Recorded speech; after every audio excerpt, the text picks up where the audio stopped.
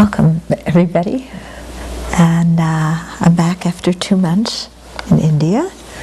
So we're going to resume the talks we've been having about mind and awareness, or low-rig, and in specific the 7 cognizers here. Okay? So before we do, let's generate our motivation. And remember that although this material may be a bit technical, the purpose is to help us understand how our mind works, to help us be able to discern what is a reliable cognizer and what isn't, because this is very essential on the path. And so in that way, by conscientiously cultivating reliable cognizers and applying antidotes to unreliable ones, we'll be able to progress along the path to full awakening and increase our ability to be of the greatest benefit to all living beings, as well as decrease our heedless actions that lead to the suffering of ourselves and others. So with this kind of motivation, then let's listen and discuss this evening.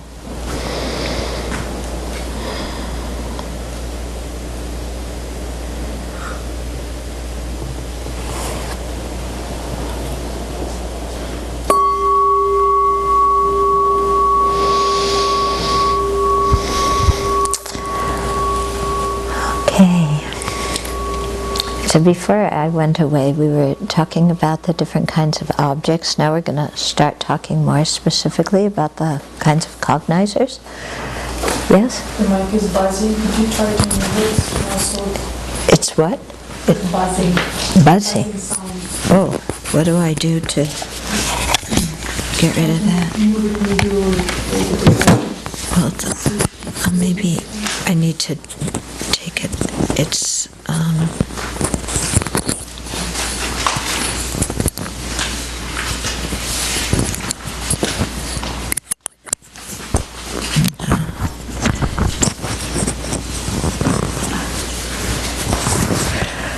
Okay, how's this? Better. Better? Okay, good. So like I was saying in the motivation, that although some of this material may be kind of, well, it is technical, but it's really quite interesting and very relevant to our meditation practice, because it gets us to look at our mind and the kinds of cognizers we have, the different mental states we have, and to discriminate, in which ones are we directly perceiving an object, which ones are we conceptually, knowing, which are reliable or valid cognizers that can give us useful information, which ones are wrong cognizers. So by having this kind of framework, it gives us an ability to assess and evaluate our own mental states, which is very, very important, because I named the book "Don't Believe Everything You Think," because we have a lot of wrong mental states that we don't recognize are wrong consciousnesses, and we believe them. And that gets us into a whole lot of problems. And we similarly have a lot of presumptions that we think are reliable cognizers, and they may, be inclined towards what's correct, but they're certainly not firm, and so we need to make them firm. And we may have other presumptions that are really off the wall, and we have to recognize them as being so and do something about them. Okay, so this topic is really quite relevant. So as we go through it,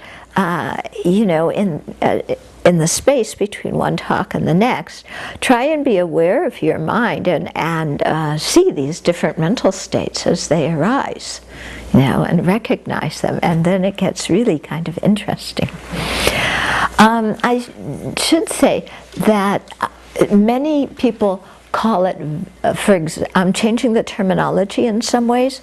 Some people use the word cognitions, and I'm using cognizer, okay, even though it's not really a word in the dictionary, because a cognition to me seems to be, it doesn't seem to be something active that's actively perceiving. It seems to just be the general mental event. But here, when we're talking about cognizer, we're talking about the agent that's actually knowing an object or engaging with an object. Okay? And Jack very kindly typed up this definitions of cognizers, and then another little chart. Oh, you figured out how to do it very nicely.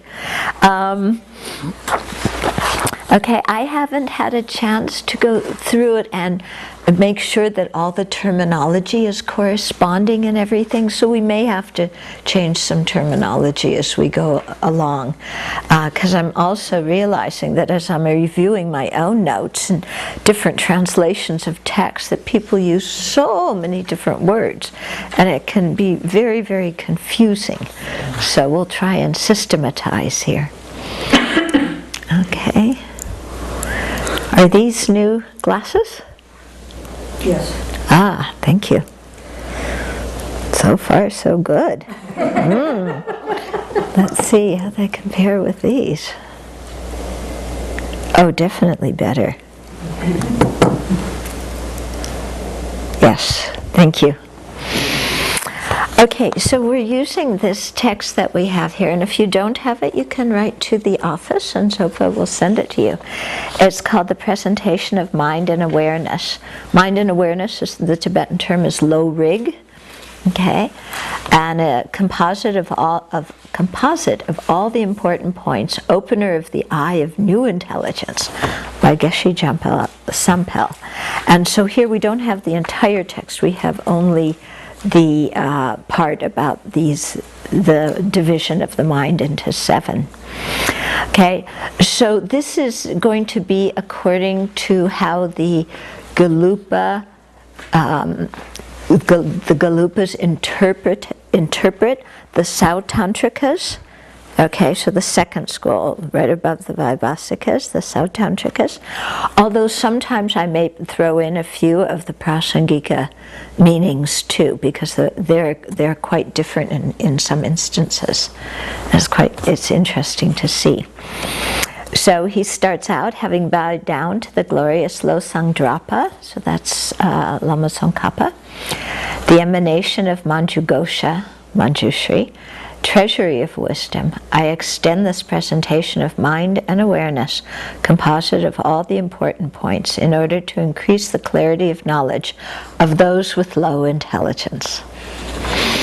Okay, so this begins by paying homage to the leader of the lineage, Je Rinpoche, and implicitly, of course, to the Buddha, and seeing Je Rinpoche as the emanation of Manjushri, because Je Rinpoche used to be able to have private conversations with Manjushri when he didn't know, when he needed help with his meditation on emptiness.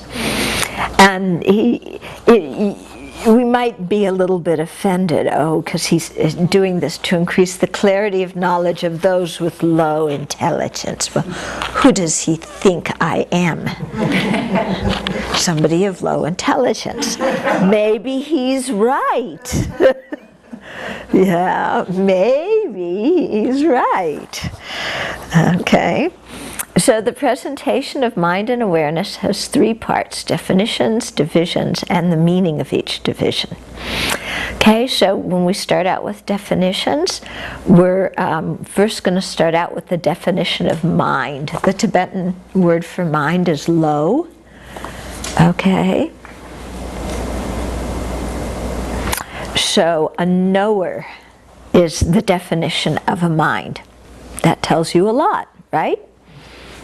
It's a knower. It's an agent that knows. Okay, that which is clear and knowing, or another translation is luminous and aware, is the definition of consciousness. And the three terms, mind, which here is translated as lo in Tibetan, awareness is translated as rikpa, but don't get this confused with rikpa as used in Dzogchen, because they have very different meanings. And consciousness, the Tibetan term is shepa, that these three are synonymous. Okay, so in this particular instance, they are synonymous. In other circumstances, that's not necessarily the case. Okay, so here they're talking about divisions. So there's three divisions of mind and awareness, into 7, into 3, and into 2, and there's probably some more ways to divide mind and awareness, you know, when we talk about different ways. But here we're doing it in terms of the 7. So the 7 are 1, what we call direct perceiver, 2 is inference, 3 is subsequent cognizer, 4 is correct assumer. This is all written in the text if you're following the text. 5 is inattentive perceivers. 6 is doubt, and 7 is wrong consciousness. Okay, so he starts out here with explaining direct perceivers straight away. Some texts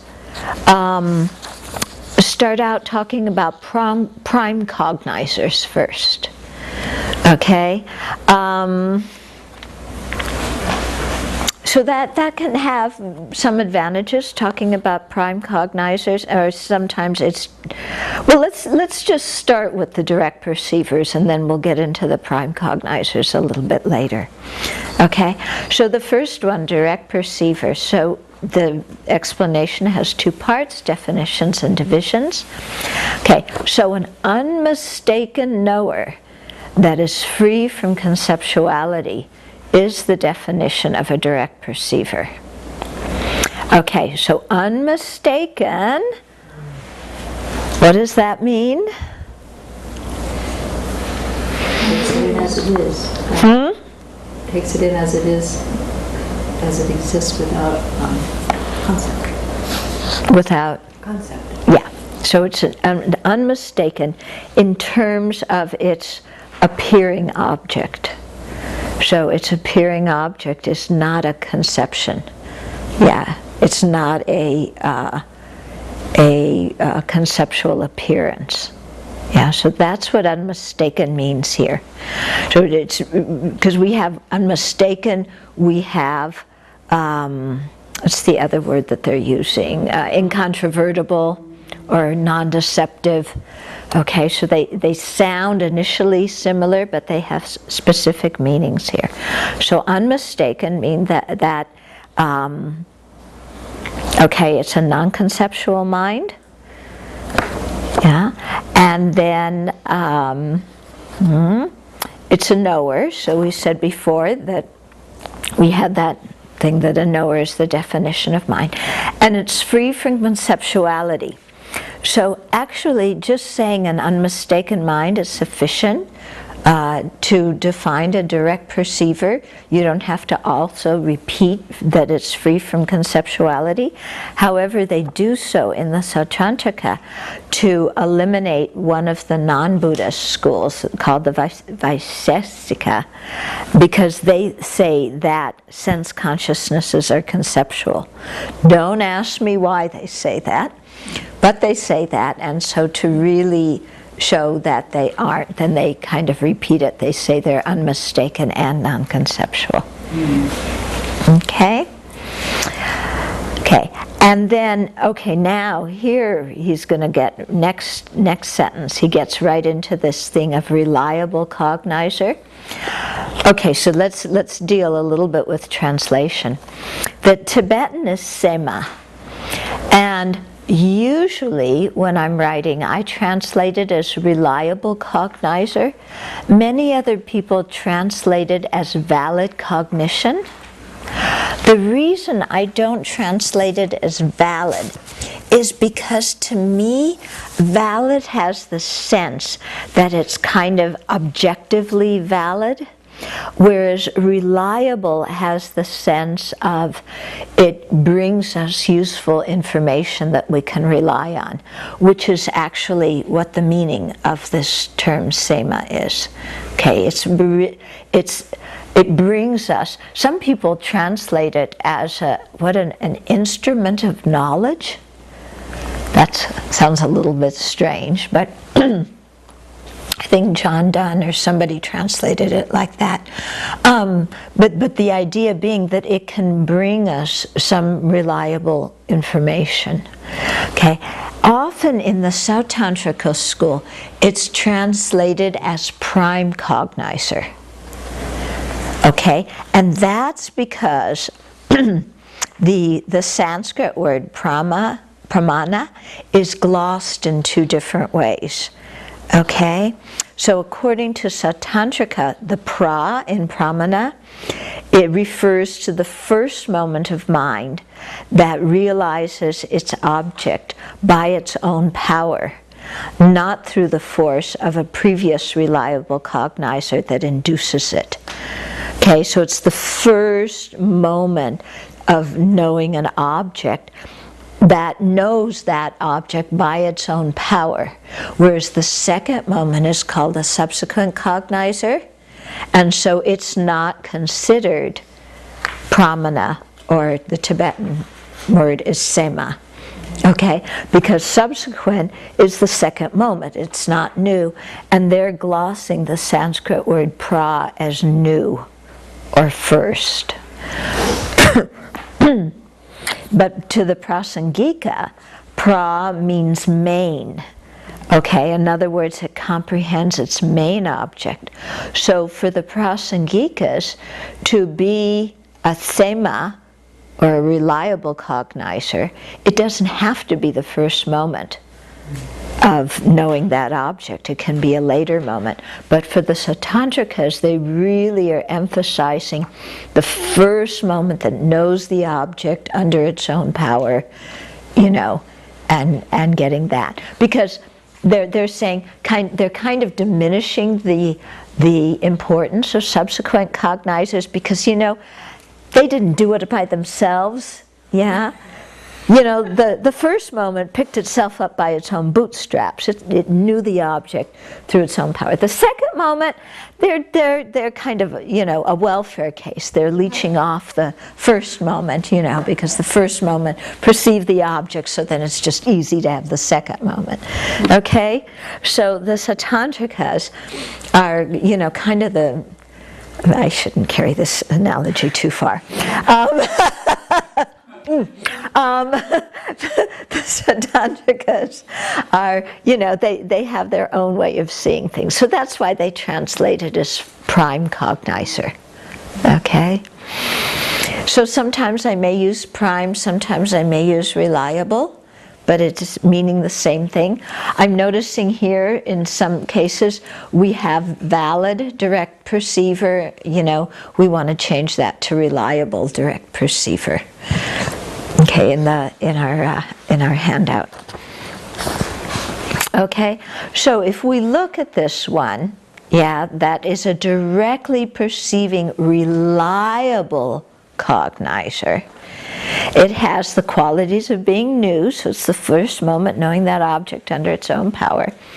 It's incontrovertible, which means it's non-deceptive, it's undeceived. It has eliminated superimpositions on its object, it's realized its object, it's gotten at and ascertained its object. So that's the meaning of incontrovertible, or sometimes it's translated as non-deceptive, or what did they do here? Undeceived. Undeceived, is that a word?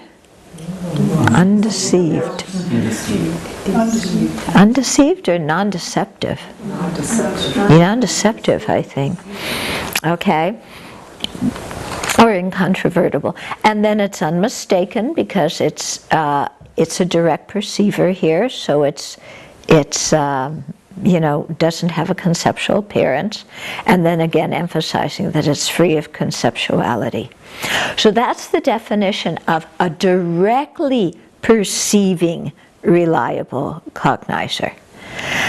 Yeah. Now, not all reliable cognizers are directly perceiving ones, and not all direct perceivers are reliable cognizers. Okay? So when we just have the definition of reliable cognizer or prime cognition on its own, then the definition is a cognizer that is new and incontrovertible. And there are two kinds of prime cognizers. One is the direct perceiving one. That's this one we're talking about. Second one is inference. But inference isn't a direct perceiver because it's conceptual. There's Two kinds of reliable cognizers. One is direct perceiver, the second one is inference. Okay, so here he started out first giving the definition of direct perceiver, and then he narrowed it a bit, giving the definition of a directly perceiving reliable cognizer. Okay. And then when direct perceivers are divided, there's four: sense, mental, apperception, and yogic direct perceivers. So conceptions are not direct perceivers in this system. Okay? So there's four kinds of direct perceivers. Yeah, so remember that the direct perceivers, knowing the object without the medium of a conceptual appearance. It's directly getting at it. It's going straight for the object. Okay, so when we look at the first kind of direct perceiver, which is sense direct perceivers, then there's five kinds, and those correspond to our five senses. Okay, so we have the visual, auditory, olfactory, gustatory, and tactile direct perceivers. Sometimes they call those, they label it by the name, like the eye consciousness, ear consciousness, and so on. They label it by the organ. I tend to use visual, auditory, the more adjectives to in the label, because saying eye consciousness, okay, that links you to the eyeball, but it may be a bit confusing because the eyeball is, your sense powers or sense source there is something physical, whereas the consciousness isn't. Okay, so an unmistaken, non-conceptual knower that is produced from its own uncommon empowering condition. A physical sense power is the definition of a sense direct perceiver. Okay, so we have these five sense direct perceivers.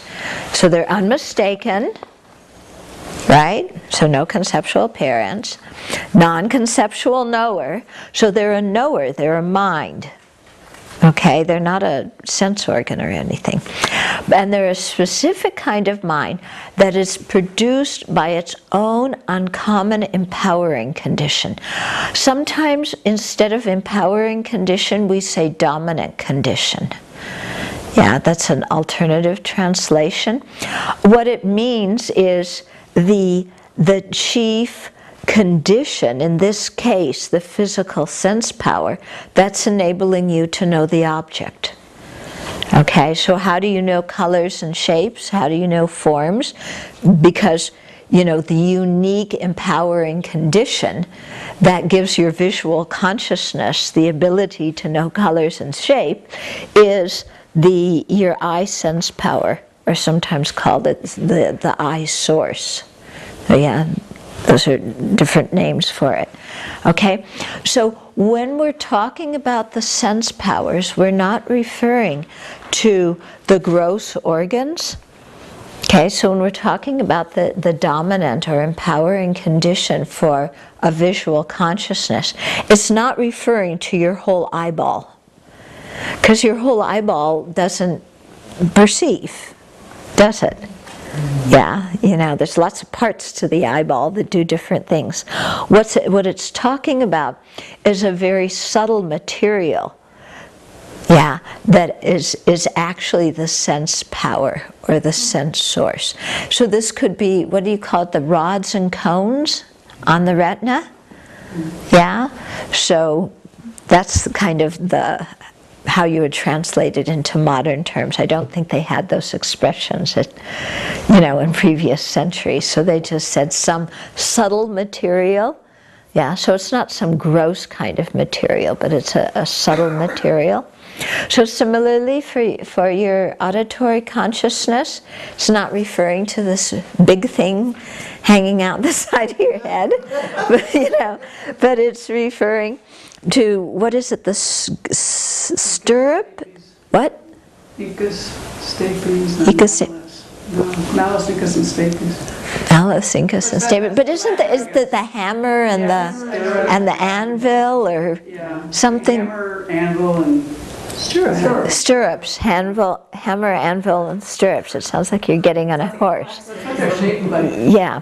So, that's what they're shaped like. So there would be like a subtler material that are like way back in there. So that's what's being referred to.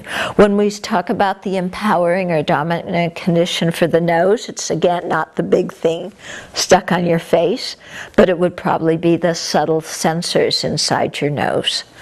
Okay?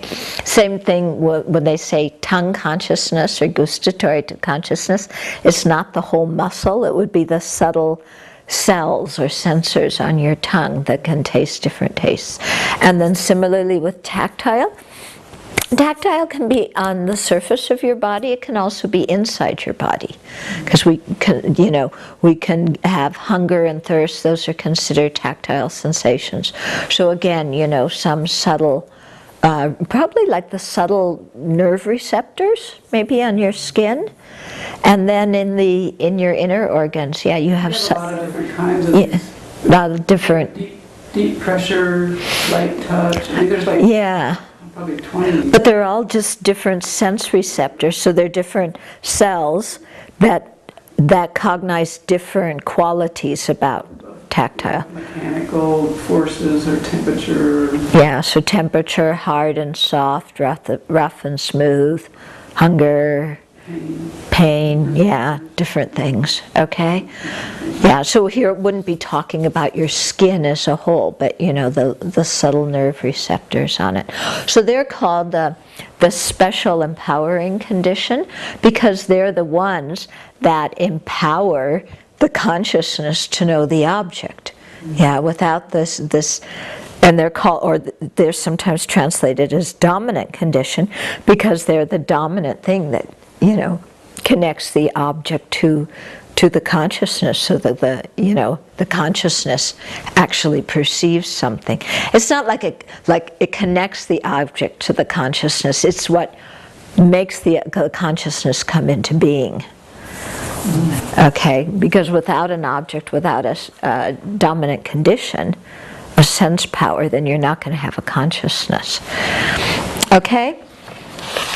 And then when sense direct perceivers are divided, there's 5. Those apprehending forms, sounds, odors, tastes, and tangible objects. Okay? So far so clear? So far so clear. So far clear. Okay.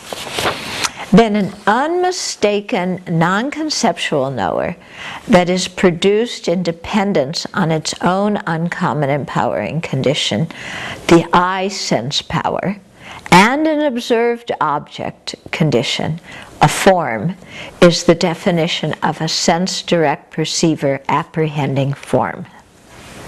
Okay, so here it's giving you the specific definition of a visual consciousness. In other words, a sense-direct perceiver apprehending a form. So it's unmistaken, non-conceptual knower. It's produced in dependence on its own uncommon empowering condition, which in this case is the eye sense power, and also an observed objective condition, which is a form. So here it's saying that this mind is having, two conditions. One is the sense power, one is the object, the form. Okay. Sometimes they talk about a third condition, which is a previous moment of mind. That's called the immediate condition. Okay, and then apply this definition similarly to other divisions of the sense direct perceivers. So what would the definition of a sense direct perceiver apprehending sound be? Mistaken, non-conceptual knower that is produced in dependence on its own uncommon empowering condition, the auditory sense power. Or the ear sense power, yeah, because it's, or auditory sense power. And an observed object condition of sound is the definition of a sense direct perceiver. Right, okay, yeah. So for the definition of the sense direct perceiver knowing a sound, an unmistaken, non-conceptual knower that is produced in dependence on its own empowering, uncommon. Uncommon is there because the ear can't empower the eye or, the visual consciousness or the gustatory consciousness. So it's uncommon, it's unique to this particular kind of consciousness. Okay, so an uncommon empowering condition, the ear sense power, and an observed condition, a sound. Okay, so that's what is producing it. And so it's the similar, if we're talking about, the sense conscious, the olfactory sense consciousness, gustatory and tactile. Okay? Then the second kind of direct perceivers in this system is called a mental direct perceiver. So that definition is an uncommon, non-conceptual knower, okay, that arises from its own uncommon or unique empowering condition, a mental sense power. And that's the definition of a mental direct perceiver. Okay.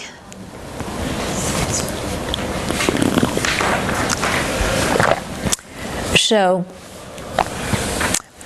what we're confronted with or faced with this thing, its own uncommon empowering condition, a mental sense power.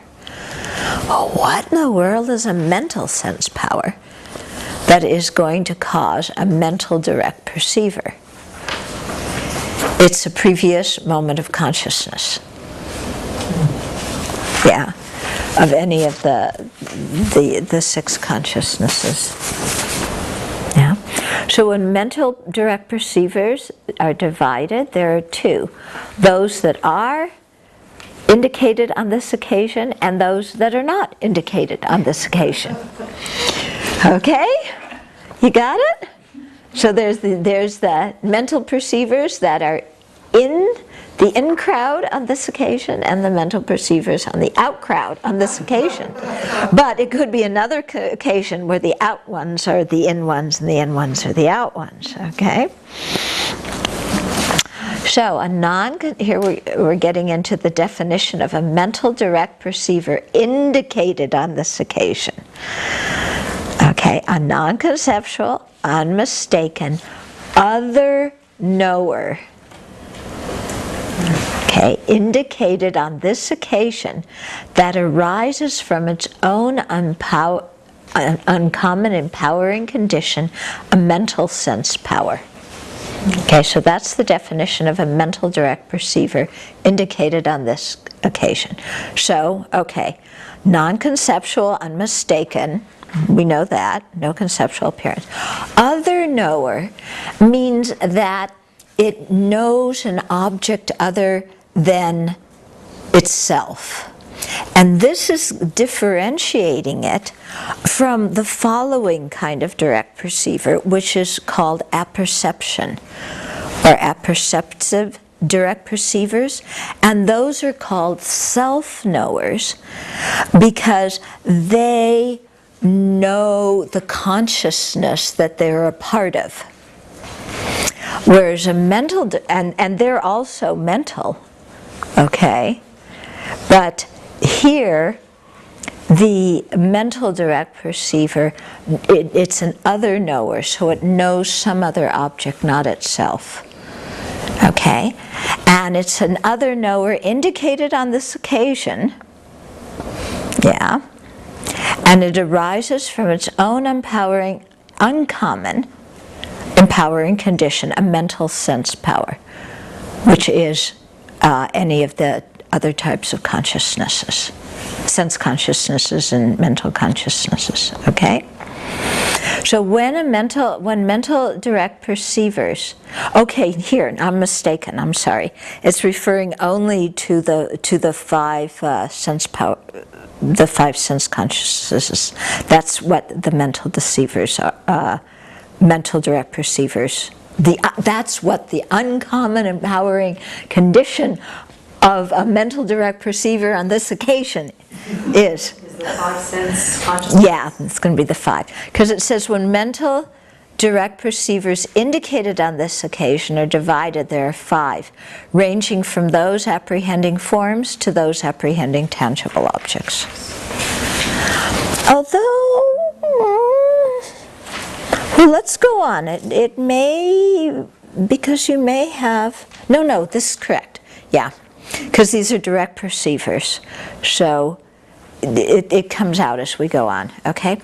So, with respect to how mental direct perceivers indicated on this occasion are produced, there are three assertions. Okay, first I should say, what they're saying a mental direct perceiver is after you have a stream of moments of a sense direct perceiver, then you have one moment of a mental direct perceiver of that sense object. And then after that you may go into conceptual consciousnesses thinking about the object.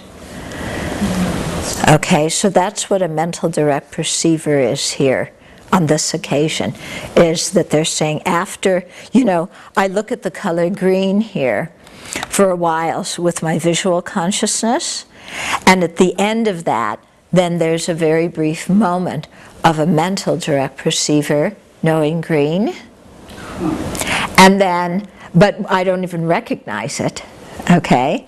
And then maybe after that I start thinking about green. This pretty color green, it's a bright green, and there we're going into a conceptual consciousness. I could still be looking at the color green, so I could still, at the same, after I've gone into the conceptual consciousness, come back and still be looking at the green. But there's this moment of the mental direct perceiver there. Okay, so with respect to how mental direct perceivers indicated on this occasion are produced, there are three assertions. Alternating production, production of three types, and production only at the end of the continuum. I was talking about the last one here. From among these three modes, from among the mode of alternating production is as follows. The first moment of a sense direct perceiver apprehending a form is produced. Subsequently, the first moment of a mental direct perceiver apprehending the form is produced. Subsequently, the second moment of the sense direct perceiver apprehending the form is produced, and so on. Okay, so it's when we're talking about the mental direct perceivers on this occasion, there's three assertions regarding it. So one is that you go back and forth between having a direct sense perception of green and a mental perception, so the first moment of direct, I see it, then there's a mental perception of green, then the second moment of direct, there's a second moment of mental. So it's alternating, it's going back and forth like that. Huh? A direct mental perception. Yeah, but it's going back and forth really, really quickly, okay? So, So they assert that between each moment of a sense direct perceiver, a moment of a mental direct perceiver is produced. Okay, so it's alternating, you're going back and forth. The mode of production of three types, this is the second assertion about mental direct perceivers, is asserted as follows. So the three, the second moment of a sense direct perceiver apprehending form, the first moment of a mental direct perceiver apprehending that form, and the apperceptive direct perceiver experiencing these two are produced simultaneously. So that's the second assertion. So here, the three. So you have the first moment of direct perception of green, but it's not talking about that one here. Here, it's the second moment of sense direct perceiver apprehending green.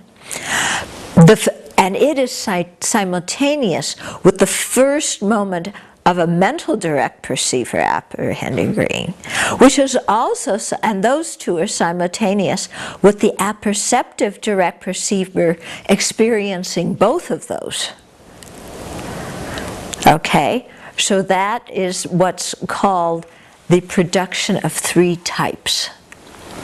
Okay, so in brief, it is asserted that the two types directed outwards, okay, so that's the second moment of your visual consciousness knowing green and the first moment of your mental consciousness knowing green, are produced simultaneously. In brief, it is asserted that the two types directed outwards and one type directed inwards, that's the apperceptive mind, are produced at one time.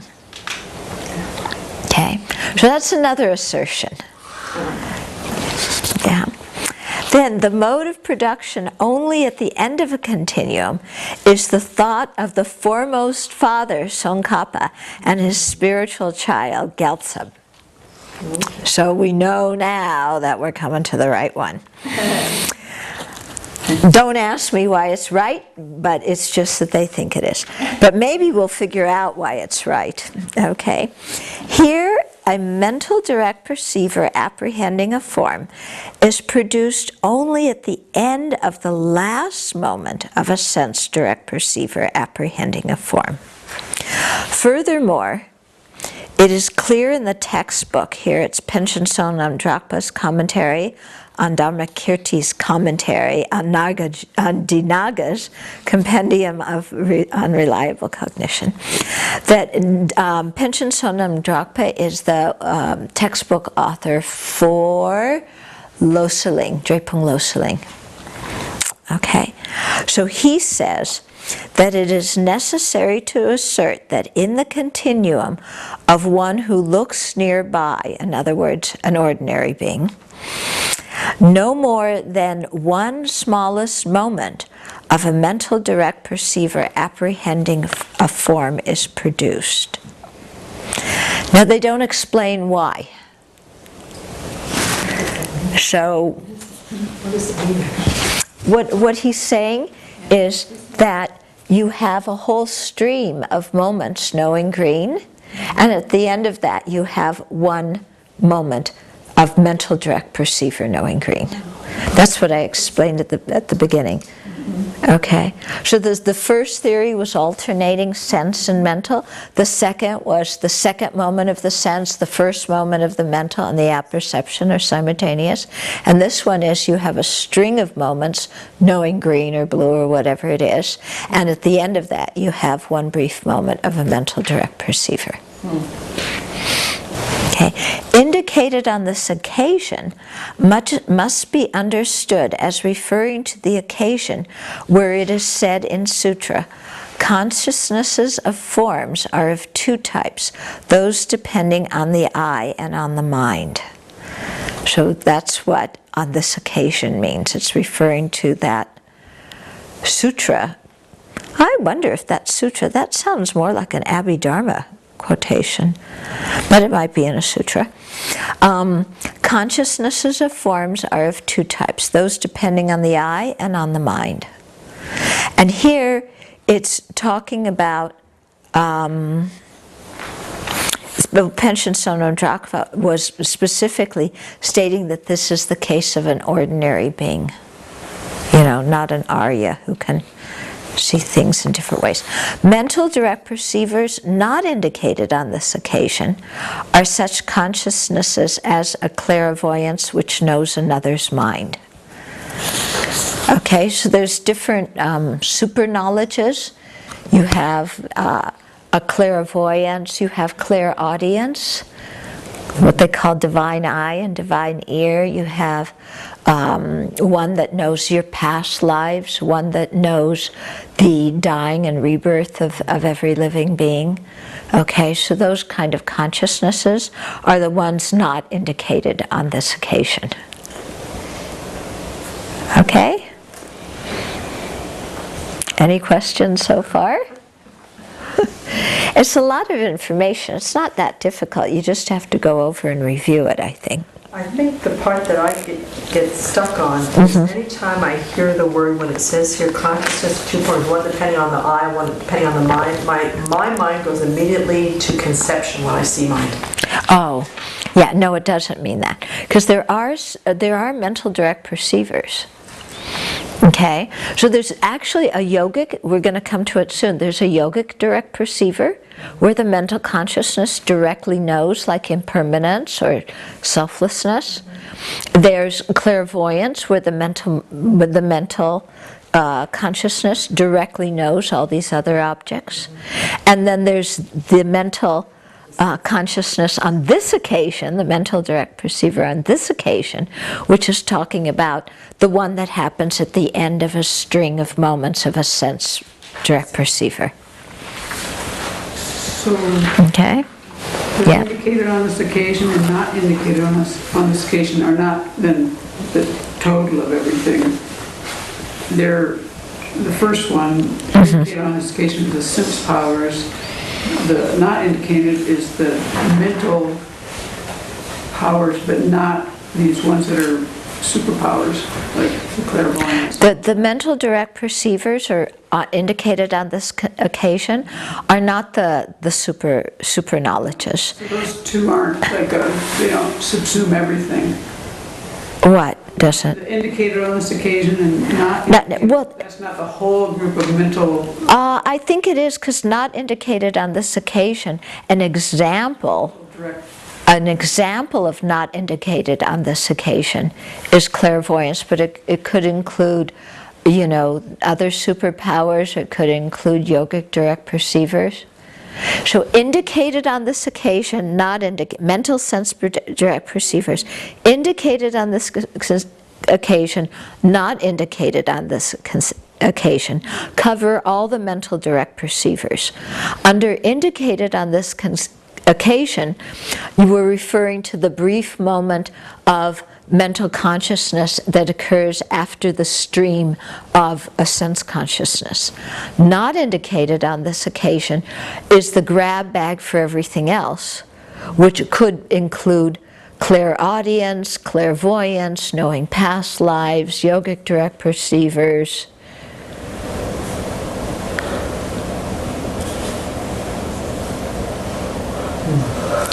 What's your question? I think I'll stop. Okay. I think I just, now I'm completely confused. No, well, there's just saying mental direct perceivers, there's two kinds.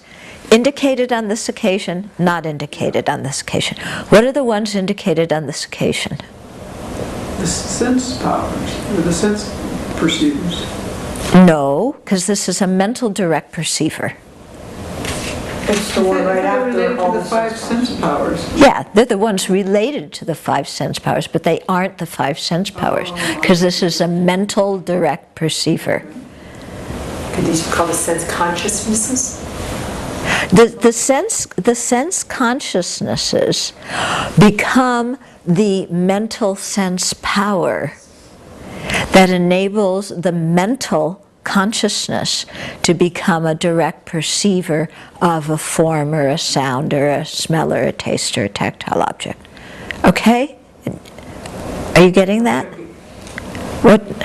We're just getting sense consciousness, sense powers. Sense consciousness and sense powers are not synonymous.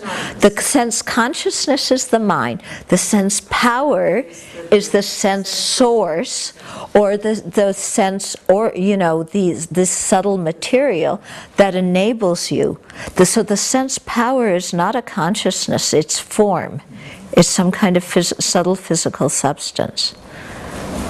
Okay, but when they talk about a mental sense power is a consciousness. It's one of the 5 sensory consciousnesses. Okay, so sense, is it saying mental sense power or just mental power? What does it say here? Mental sense power. That's what's confusing, is it, when it says mental sense power? Okay, but it's a mental, but it's mental sense power. How can it be mental if it's sense?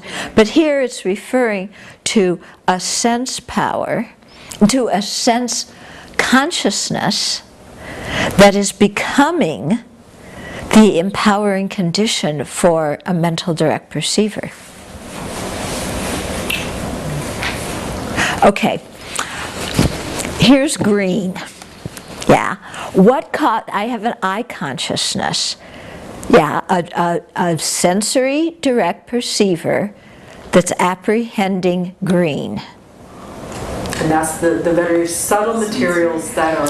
A sensory direct perceiver apprehending green. Is that is that a consciousness? Is that a sense power? What is that? It's a consciousness. Listen, sense consciousness apprehending green. Okay? To have the sense consciousness or a sensory direct perceiver, visual sense direct perceiver apprehending green, you need to have 2 conditions or 3 conditions. One is the color green. Okay, that's the objective condition. The other is the sense power. Sense power means the subtle physical substance that enables you to see the object, that makes the consciousness knowing the object arise. Okay? When you look at green for a long time, you're having many moments of a sensory direct, a visual direct perceiver knowing green. At the end of that, there is a brief moment of a mental direct perceiver knowing green. What is the uncommon empowering condition of that mental direct perceiver knowing green? It's the visual consciousness that knew green. Okay? Because it's not like your mind has some other sense organ somewhere else, So when we say sensory power, in the case of this mental consciousness, it's another consciousness. It's a sensory consciousness. Do you understand? Yeah, it's just getting used to the terminology of this link, of this... Yeah, you need to go through it. Yeah. I'll explain it. Then your job is to go back and study the text and study the notes and then ask questions. Okay? Katya, did you have a question? Yeah, John has a question. It's several. John has several questions. I never would have imagined that. Is the mental direct perception indicated on this occasion posited in order to account for some kind of symbols, just 3 stars between direct sense perception and conceptual mind? Yeah, I think that the purpose of positing this is my guess, it doesn't say here, is that it's a way of linking this stream of sense direct perceiver, and instead of going right into conception, there's this brief moment of a mental direct perceiver before you go into conception. So it seems to be some way to link. That's my guess, but it doesn't say that here. Okay. Another one, isn't that which labels green, it's green in a conceptual consciousness? Yeah, the what labels green is a conceptual consciousness. But we can see green with our eyes, and we're not labeling it at that point. Yeah, we're not labeling it with conception at that point. Yeah, but we can still see green. Okay? Yeah? A question that may be more than we want to go to, but I'm curious just what the significance is, going back to Prasangika's gloss that is main. Yeah. How is that significant, or how is a main mind indicated differently from the? How would you know? No, it's not indicating main mind. It's indicating main object.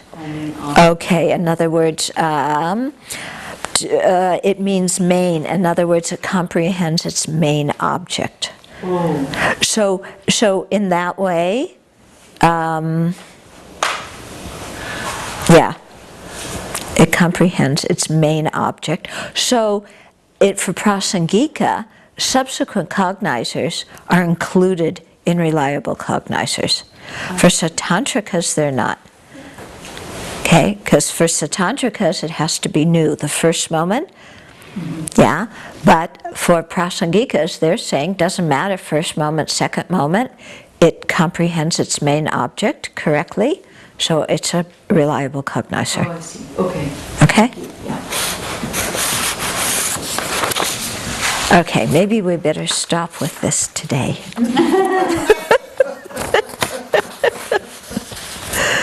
Okay, but go back through and review this. And this week, be especially conscious of your sense direct perceivers, and especially note when are you having a direct sense perceiver. All of our sense perceivers are direct actually, and then what's the difference between that and when you're thinking about something? Okay, so just notice, when am I looking at something and when am I thinking about it, and what's the difference? What's the difference between seeing blue and thinking about blue? What's the difference between seeing, somebody and thinking about that person? And if you want to relate it to NVC, in nonviolent communication, one of the first steps is talking about just the raw sense data. So that's going back to what you see and what you hear and smell and taste, just what's the data, okay? Free of our interpretation of it, yeah, which is when we start having all the conceptual minds, okay? Because it's the conceptual minds that interpret, that evaluate, that diagnose, that problem solve, that get into all this other stuff. So be aware in your own experience of when you see something directly and when you're thinking about it. Okay? It's a fascinating exercise. Really do this throughout your day. And watch how, when you look at something, you see it with your eyes maybe, or you hear it with your ears, and then how quickly you start comparing it to what you saw before or what you heard before, how much you interpret it, how much you put this whole overlay of conceptual knowledge on it. Some conceptual knowledge is good. It's like, oh, I heard that sound once before, and it meant somebody was getting hurt. So let me open my eyes and see where I can help. So that kind of conceptual knowledge is good. But then other times our conceptual, where we go with the concept after the sense perceiver, is like we go to La La Land, somewhere else, and we're making up stories. Yeah, oh, this person looks like this person I went to 5th grade with, who I didn't get along very well with, so I don't know if I'm going to like this person. And this leads us to a direct mental perceiver? This leads us to what does it mean, direct perception, mental perception? Yeah, like I said, the direct mental perception is this one moment at the end of a stream, and it's so brief that we don't consciously realize it. So that one's going to be hard to see in your experience. Right, that is why we are doing this kind of training to come closer to it. Right now we're doing the training just to differentiate direct, so we get an idea of what direct sense perception is as compared to conception. Okay, good. Yeah, that's what the purpose of this exercise is. Okay, we're not getting into mental direct perceivers right now because we can't tell them. You know, we can't discern them. Yeah, I suppose when you have very deep mindfulness, you know, and deep samadhi, that maybe then you can. Then you can tell which one of these three ways they're talking about is really right, because you can see through your own meditation.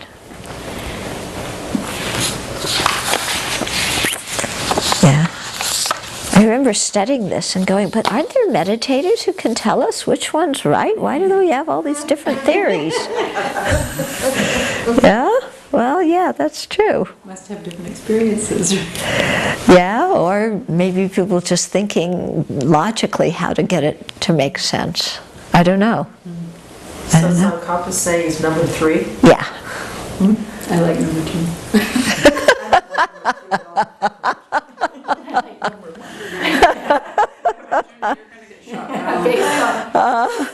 Strange concept. She said the great father or whatever. And I, oops, I picked the wrong one. Okay. Good. So you can also look over, you know, the definition sheet and this other sheet at the end, okay,